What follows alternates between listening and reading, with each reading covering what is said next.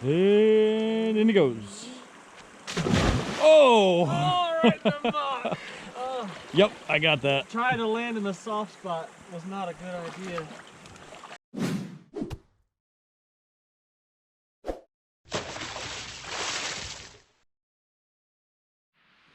Good morning, Maggie.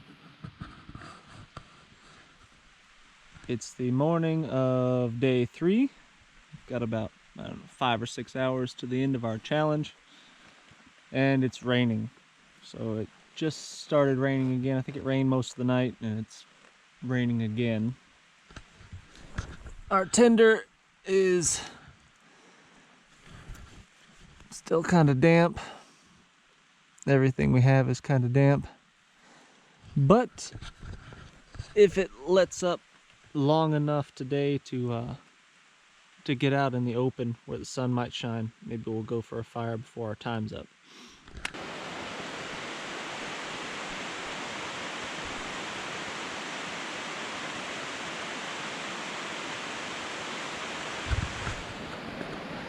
So we're just hunkered down in our shelter here, and it's about all we can do. It's pouring rain right now. It's like 7 in the morning, maybe somewhere around 7 o'clock. Almost 8, I guess. And then just gonna sit here and enjoy the rain.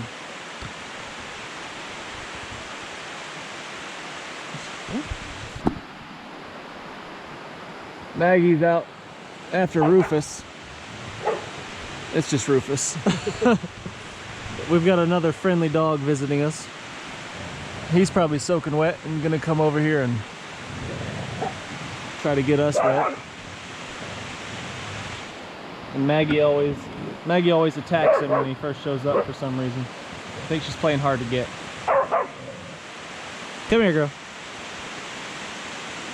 It's okay, it's wet out there. Yeah.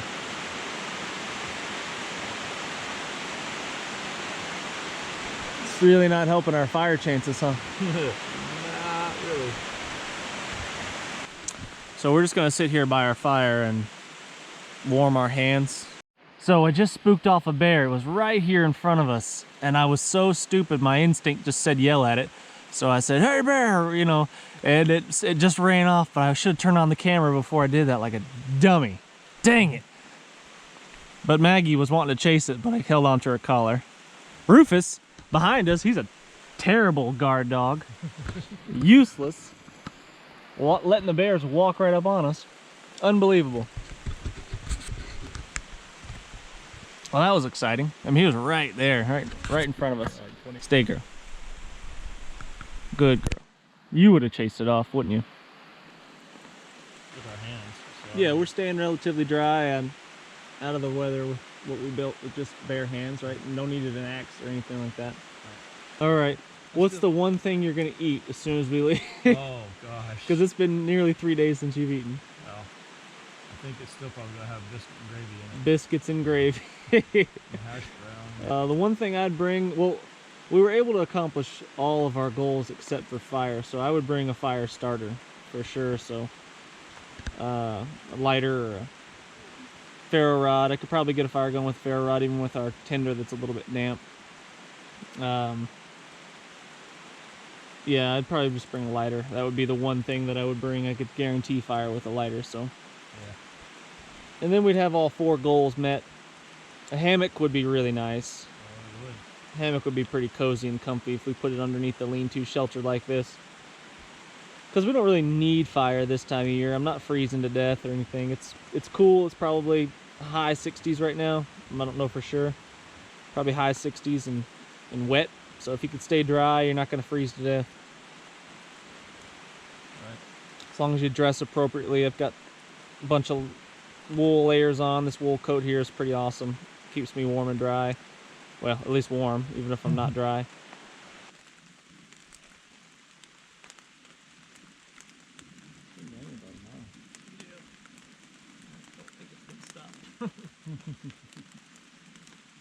So, pine rod's an awful white pine that I found a while yesterday. You talk about starting a fire too. You get that stuff on there, it will.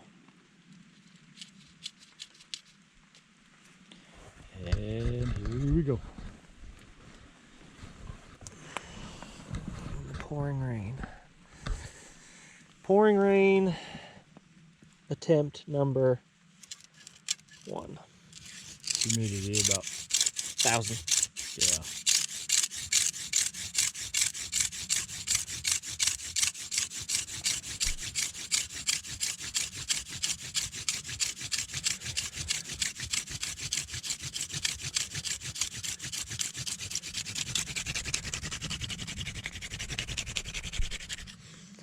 Not even any, a little smoke.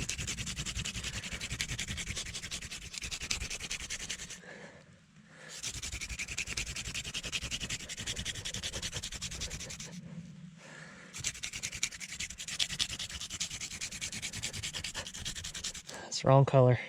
Yep, it's not even It's too close wet. to black. Too wet, man. Yep. This is wet. That's wet. That's wet. The air is The air is wet. The ground is wet. So we've attempted fire multiple different ways. We've got one more chance at the bow drill before the cordage breaks. The cordage that we're using for the bow drill is a 4-ply reverse wrapped cordage. So we made a piece about maybe, was it 6 feet long? Maybe 7 feet long of reverse wrap cordage, and then we doubled it over and did it again. So that's about as strong of a cord as we can make without making it much thicker. The problem with this is it was slipping on the spindle a lot because it's still wet. We didn't let it dry out because 1, it's raining and it's not going to dry out, and 2, we just didn't have time, so we just kind of went for it.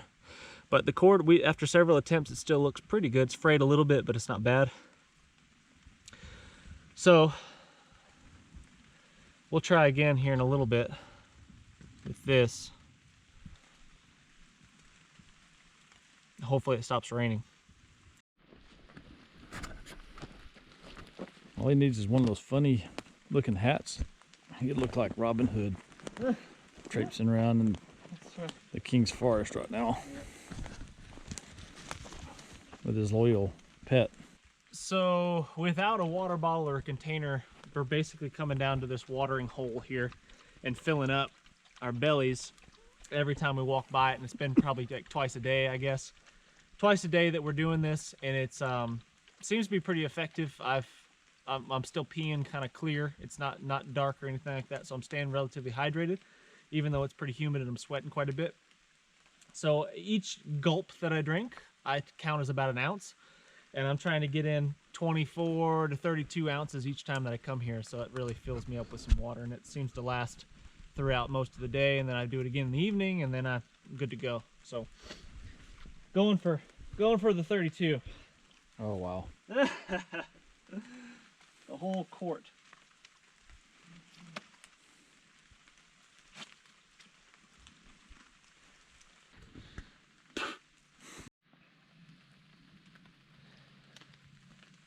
So it looks like the creek is up a little bit more today. A little dirtier from all the rain we had. Our native is preparing to take the plunge again. With shoes on. With shoes on so he doesn't bruise his heel again. Gonna take one for the team.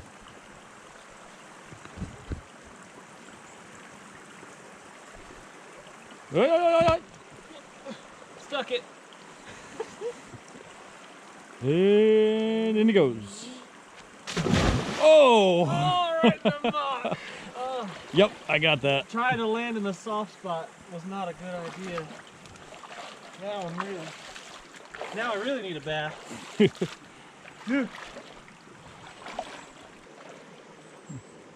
To your right.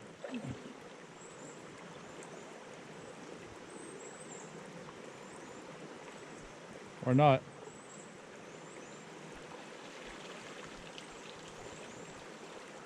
We're gonna be going hungry longer. Might be going hungry again. More bait in it, maybe next time. You know, give it a few more days and it might get, creatures might get used to it and start going in there. Right. I don't think we got anything. No crawdads. Definitely no little fitches that I can see.